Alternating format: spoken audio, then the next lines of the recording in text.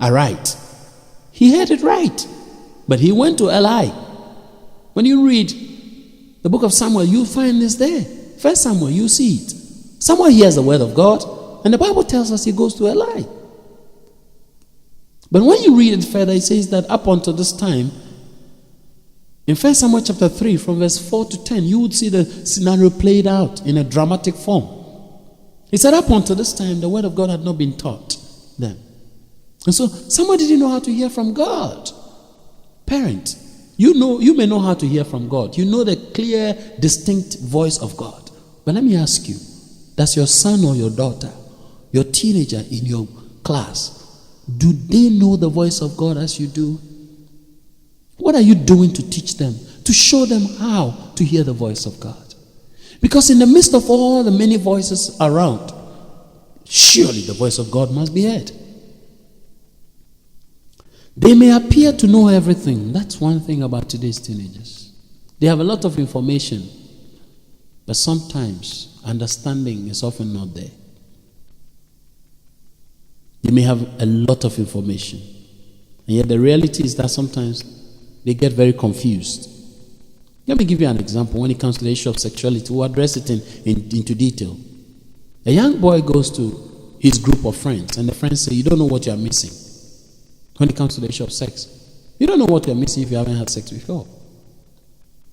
She comes home and the dad or mom says that, John or Mercy, you are not of age to engage in this practice. This girl goes to school, or this boy goes to school, and in the curriculum they are teaching them how to have sex and not make somebody pregnant. Contraception and family planning and all those things are there. This guy turns his radio or television on and he or she listens to it. And the media makes sex the most important issue. Sex becomes the most important issue. Go by the newsstand and see. Sex is selling everything.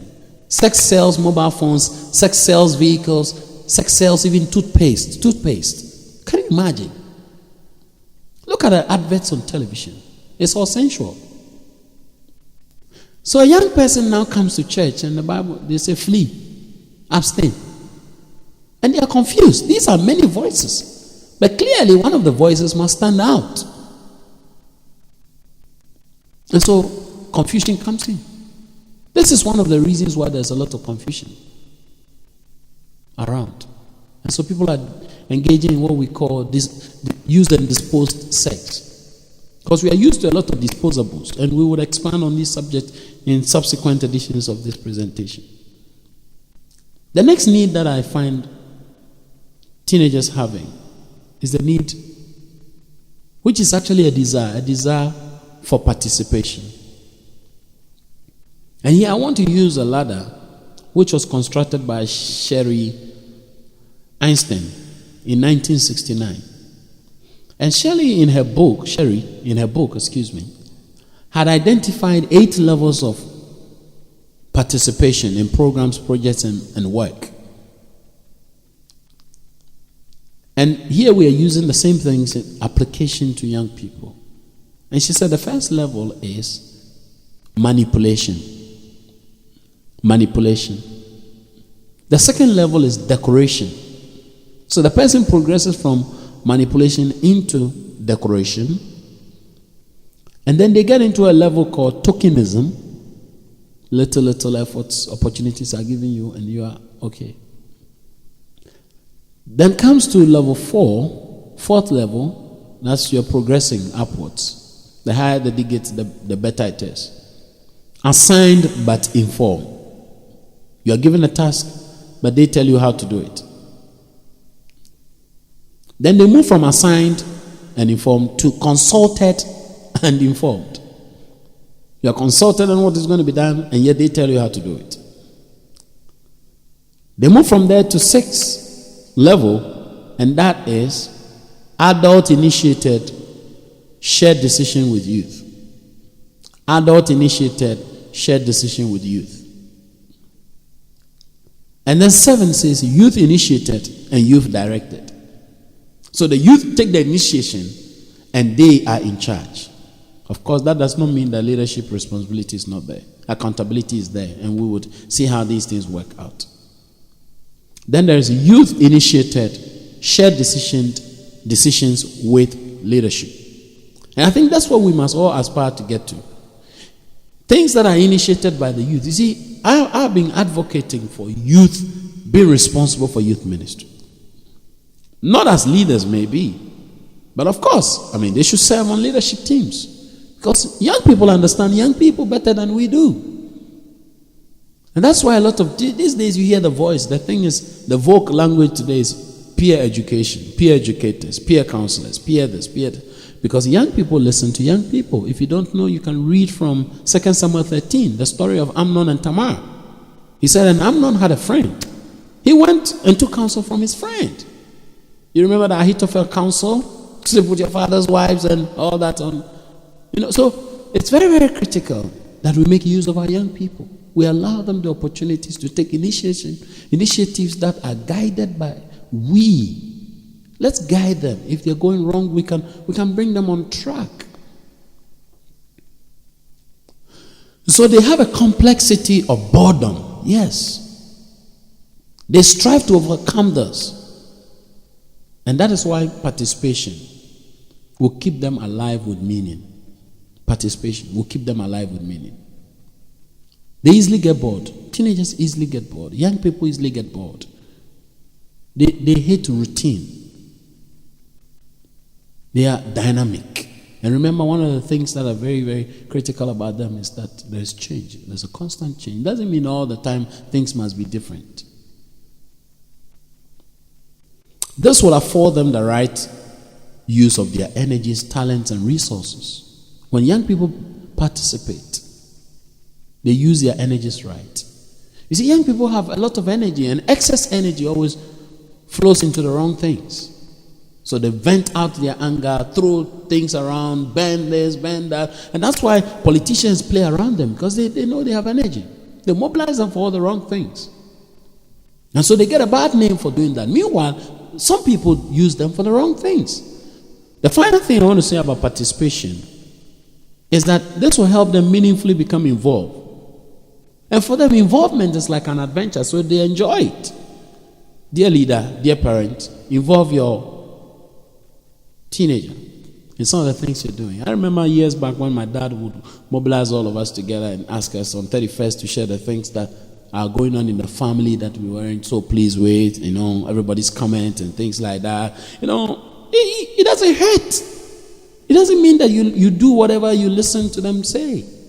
It's very critical. Listen to them. Grant them audience. Let them feel that you're listening to them. Let them also share their views. You're doing a Bible study as a leader. You are planning your subjects, the topics. You are planning a program for the first half of the year or mid-year or whatever. Try to involve the youth, not in tokenism, an appearance of involving them, but you really are not involving them. That's terrible. That's a non-participation. Let them feel that they also are important when it comes to the making of decisions. What are some of the benefits if you allow young people to participate in the things that we do?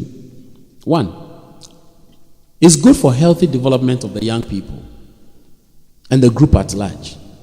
They feel respected. They have a voice in planning, programming, and practices. They develop a team player attitude, which would be cherished in later adult life. You see, most people are not participatory. They are not democratic today because when as young people, they were not consulted on many things. Dad wanted to dispose of the vehicle, and you're a young person. What have you got to say about this? You don't have any business saying, we're going to paint the house. You have no business suggesting a color. So they also grow up and they become dictators. Dictators as husbands, dictators as fathers. And when they win political power, they become dictators. And they dictate to the nation and everybody's crying. We can avoid this. This becomes the building block. The second thing is that it becomes a building block upon which our future society will be built, with values such as respect for others. When young people are allowed to participate in the planning, in the programming, and in the practices, the practical work of the programming, the building block of our society is being constructed. They will learn to appreciate other people. They will learn things like tolerance, tolerance of other people's views. You know, I hear people say, this is women's talk. That's one of the things. Because they were raised up with that kind of attitude. So they now believe that when a woman makes a contribution, it's a woman's talk. But how can we stop this? The intervention is childhood training. Things like civility, people behaving in a civilized manner. It's also very critical. This also creates a psychological ownership in young people. You see, they see themselves as part of the ownership of the thing. Look at the public workplaces. Most people are working and they feel that we are buying Juma. This is government work. They don't see that they are part of the ownership of it. So they do it anyhow. They come to work late. They behave anyhow. They get out when they are not supposed to get out. They come in when they are not supposed. They do all kinds of things. And that's the challenge that we are faced with. And so if we will create a civic responsibility, make our young people feel that they are owners of the youth ministry. The youth ministry is for them. I tell you, they'll go all out. Because they feel and they see themselves as stakeholders, not as spectators. We have too many spectators in the chapels. You go to a church and only about 25 people are working. And about 180 or 200 or 300 or 400, or those who have bigger congregations, 1,000 are just sitting and watching. Like as if we are in a gymnasium. We must stop that in youth ministry. They must see themselves as stakeholders in the vision and the direction of the group. This will definitely result in their taking responsibility and thereby eliminating any tendency of apathy. You see, apathy is dangerous. It's dangerous. Apathy when it comes to evangelism, apathy when it comes to prayer, apathy when it comes to all the things that we do. Of course, also boredom that is creeping in will be killed when participation is included. And the last thing as a benefit for participation is that it improves adult leader-youth relationship. Excuse me. The relationship between you as an adult and they as a teenager or they as young people will be improved. It is very important. And the next generation will carry it on. The fifth need of young people is avenues to put theory into practice. How do you help young people put the things that they've learned, like Paul said, the things you have heard of me, in the presence of many witnesses, the things you have received, the things that have passed on to you, those things, and trust into other people who are faithful. That's a practice. So learning by on-the-job training is often accomplished through this. Put them to task. If it is praying, don't always be praying for them. Let them also pray. If it is leading the Bible study, don't always be leading the Bible study. Let some young people also lead the Bible study. I can say to the glory of God, some of the young people who were in my teenage class today are youth leaders around. In fact, in my local assembly, the youth president and his vice were young guys.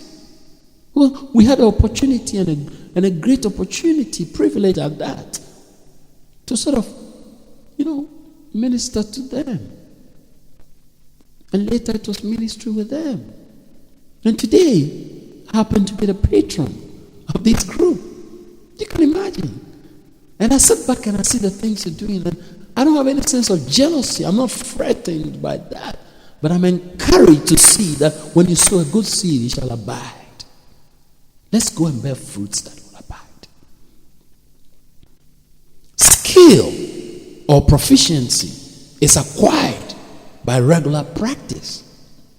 Skill or proficiency is acquired through regular practice. And so if the young people are given avenues to practice prayer, practice fasting, practice evangelism, practice holiness, practice all the things that we're teaching them in a theory or in a text, beloved, they will develop skill. They will develop skill. We are told that a blunt axe requires a lot of effort to cut something. But with skill. With skill. So skill is very critical. In fact, Ecclesiastes says that in the grave where you are going, there is no work. There is no work. And so now there ought to be work. There's no planning. There ought to be planning today. And that's very, very important. And he says a number of other things that are not there in the grave. This, I must caution you, comes with a great risk. There's a risk associated with allowing young people to practice the theory. And so, if you're not willing to take the risk, then don't create the avenues. And the reason why most leaders don't create avenues for young people to lead the chorus or to lead the worship is simply because they are afraid they will fail. Now, how can you avoid them failing? It is when you give them gradual release. The Bible says that as arrows are in the hands of a warrior, so are the sons of their youth, so are the daughters of your youth. One day you've got to release them into action so that they can stand on their feet. So what process can we do? Can we use in bringing into practice of the theory? One, I do it and I explain to you what I've done. So if I'm leading prayer, I lead the prayer and I come to explain to you how come I led it that way. If I'm reading the text, how come I read it the way I did? So I do, I explain. That's the stage one. Stage two, I do again, you watch carefully, you ask questions. So you as a leader, you do it the second time. This time, the teenager watches carefully and has the opportunity to ask questions. Step three, we do it together. Me as a parent, me as a leader, we do it together with you, the teenager. Step four, you do it, I watch. In this case, what is happening is that I keep my hands off, yet I keep my eyes on what you're doing. And so what happens is that it's the monitoring system which is there. And that's very, very critical for releasing somebody into full-time practice of what you're doing. Step 5 is that you do it, you report. And this is feedback. And that is the evaluation stage of the practice. This helps us not to create a situation where we are abdicating our responsibilities as leaders, as shepherds, as parents. In other words, we are still fully interested in what is happening to our young people. The next thing that young people need is their need for prayer. Young people, they must be prayed for and prayed with. As a leader, you've got to pray for your young people. Go on your knees and pray for them. Pray for them. Pray regarding the relationships that they are building in schools, their lessons, their work, all the things that young people are involved with. Their relationship with dad and mom, their relationship with siblings, all the things that surround the young people. Pray about it. Because, like somebody said, that if you really want to gossip to somebody about God, first, gossip to the God about these people. In other words, say something about the person to God before you come telling them about God. And we've got to do the same thing for our teenagers. Prayer makes them God dependent. You know, in our world, increasingly it's becoming very, very difficult if you are depending on God. It doesn't mean that you fold your hands in between your legs and say, I'm waiting for God to throw some manna down. God has stopped throwing mannas, as we know. And so they've got to work, but prayer is very, very important. We are gradually being told that prayer is unnecessary, public prayer especially. And so we must practice public prayer and private prayer. Let us not be ashamed to pray in public.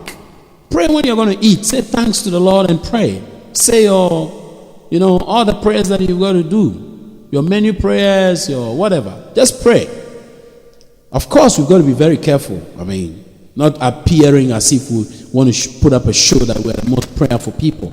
And that's very, very important. Balancing public prayer with private prayer.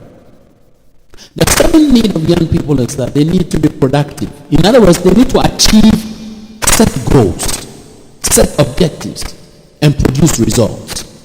It is important that when you give your young people any assignment or any role, you see that they are making progress. They are achieving results. And that is very critical. If they are not achieving results, there will be no meaning to what they're doing. And so as a parent, just as some teenagers produce after their kind biologically, rather prematurely, we as leaders can prepare our teenagers to produce spiritually, socially, and emotionally. We've got to produce. We've got to bring out some returns. We've got to bring our fruits of the soul winning to God. You know, they must be provided the opportunity to achieve and accomplish a task successfully. And that is very, very important. Productivity is crucial. In Hebrews, we are told that the land that receives rain but bears forth thorns and thistles, these thorns and thistles is in danger of a curse. And in fact, it shall be destroyed. And so it is critical that our young people bear fruit. They ought to be productive. And Psalm 1 is a blessed is the man that walks on the counsel of the ungodly, not stand in the way of sinners, nor sit in the seat of the scornful. But the person delights in the law of the Lord, and upon it he meditates day and night. And he said, it shall be like a tree planted by the streams of waters that brings forth its fruits in season. So there is a season that young people need to bear for fruit. That's why when a young person brings forth when they are not married, there's no beauty in it. Because in this time he makes all things beautiful. There's no beauty in it. That is why you don't have to first become pregnant before you're married. Because there's no beauty in that. You jump start. You've got to go to step 1 before you go to step 2. If you have sex before you marry, there's no dignity in it. When I marry you and I have sex with you, there's dignity because I've gone the first step. And that's very critical. Young man, young lady listening to me. I know you say, oh, this guy must belong to the old tradition. No. I'm a young person, just like you. You got to see me. I'm as young as you are. You can tell from the weight of my voice. I'm very youthful, very contemporary, very modern. But I refuse to live as a modern man. I want to live godly. Somebody told me once that a modern person does not think of eternal judgment.